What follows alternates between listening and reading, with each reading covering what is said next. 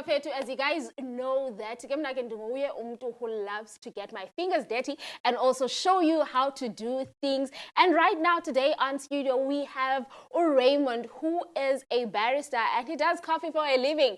How nice and cool. So today he's just going to be telling us about how can you make your own beautiful and warm cup of tea, or rather let's say coffee. There we go. Coffee. Let us welcome you, Ray, on the Thank you very much. Hangout. Can you please tell our viewers at home as to who you are and what you do? All right, so I'm Raymond.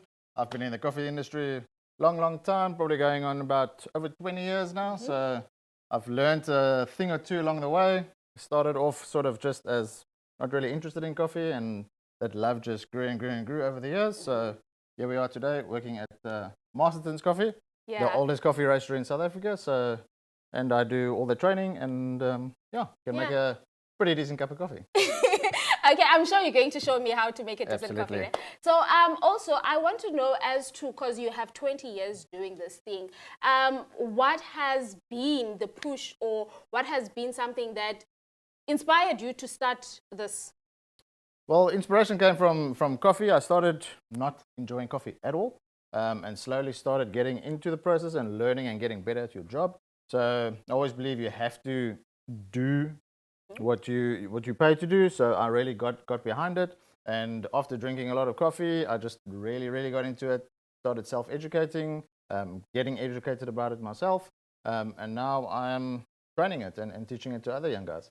So I don't know if you can try and give me a mini training while you're on 1 minute training. How to speed training. Yes, speed training. Speed training. So how do I go about it? So we've got coffee. This is our grinder. It takes your big coffee beans, which is in fact actually a fruit, and this is the seed of the fruit that we roast. So we're going to grind some coffee. So we're taking big pieces, making them small. Oh, this is the grinding process. This is the grinding process. And then when we're coming from here, right, there we go. You can have that, give it a smell. It smells so strong and nice. Yes. And the thing is, I'm also a coffee lover, so there we go. I love the smell in here. Right. And then always try and be neat and clean. So try and get it in the middle there. In the middle. Okay. There we go. Give it a shake. Let's see. Go. Let's see if I can be a barista in my. Go. Give it a bit of a shake. Shake. There we go. Okay. And you want to be nice and even. Water always wants to flow the path of least resistance. So we got to try and get that water to flow. So I stamp evenly. this in. Okay. Nice and straight. Oh. There we go. This thing is also heavy. It's quite heavy. All heavy. So Raymond, I also want to know, is there a difference between coffees and as a coffee lover and as someone who does coffee? Is there a difference in coffee? Different coffees, absolutely. Many different coffees.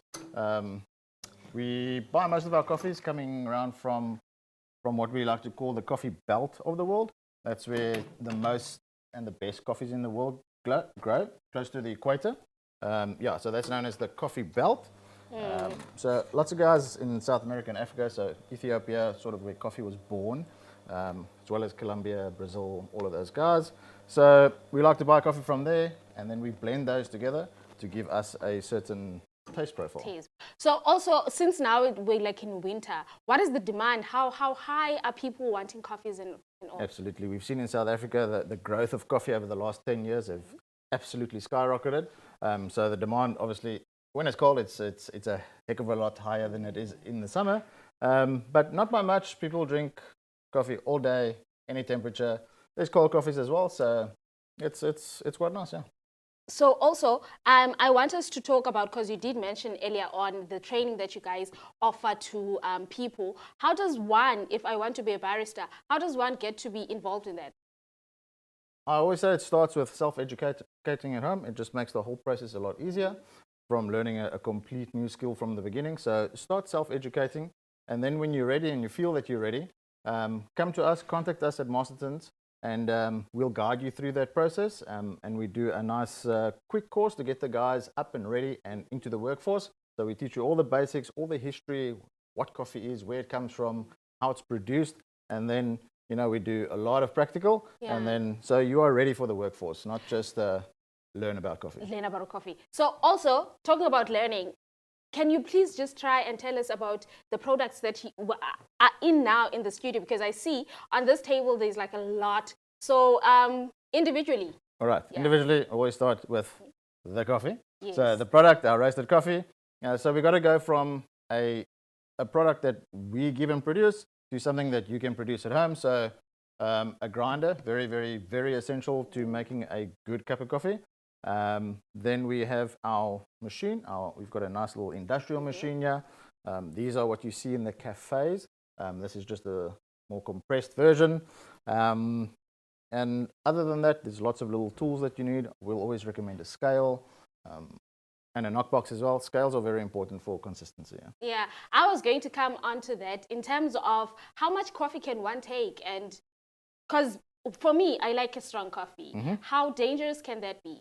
No, so it's fine that we wouldn't recommend more than 6 or 7 cups a day.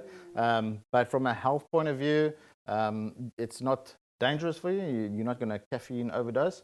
But it will affect your sleep if you if you drink that much coffee. Yeah. So from a health point of view, it is a good medicinal product that you can take and drink at home with no big side effect.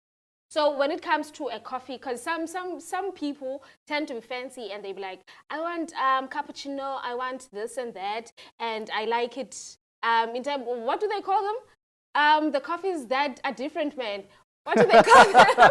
Flavored coffees, flat whites. Yes. So with them, what is the main thing, or what is the main difference between this one? So the origin of the coffee plays a big role in that.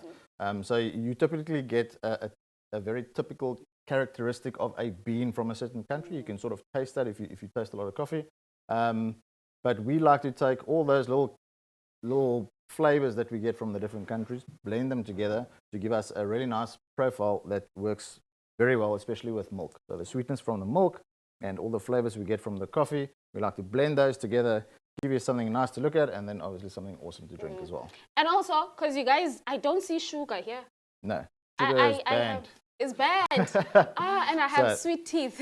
No. So you're going to taste now when we make a coffee, you like it strong, and we're going to make it nice and sweet just by texturizing the milk. So we bring out the natural sugars, the lactose in the milk. We caramelize those lactoses and make it super, super sweet by not adding anything. I promise you, if your coffee is made correctly, you're not going to need sugar. Yeah. You're definitely not going to need sugar. And also, if I'm someone who's lactose intolerant?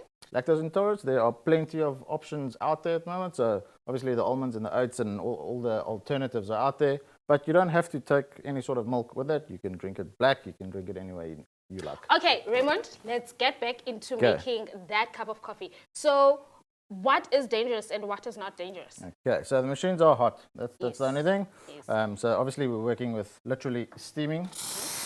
Okay. It's quite literal steam that we take out of the machine, and we're gonna texture and yes, and heat our milk up with steam. You want me to do it? Let's do it. I'm gonna get behind you, so I want you to hold there. Okay. And then put it. We're gonna stick you in there. I'm just gonna guide you. Okay.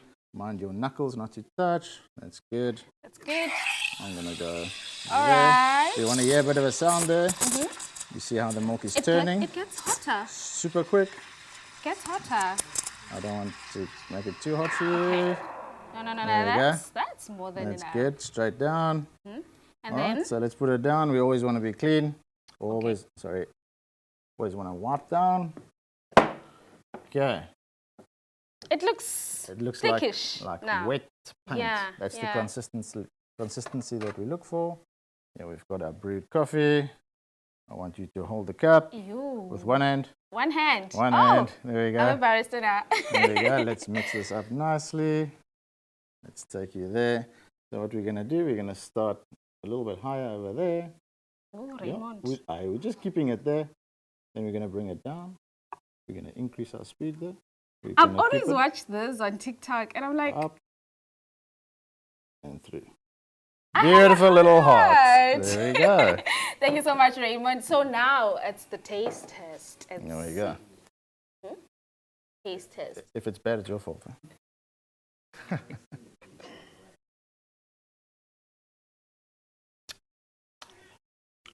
Perfect. As a matter of fact, you know what? Let me enjoy my cup of coffee. You guys, we are going to the ad break. And then, class, we're still having an epic show and a lovely show. But for him, I'm a coffee lover. I mentioned this is me. Thank you so much. You're welcome. Thank you for coming to the show. No problem. Thank you. Thanks, guys.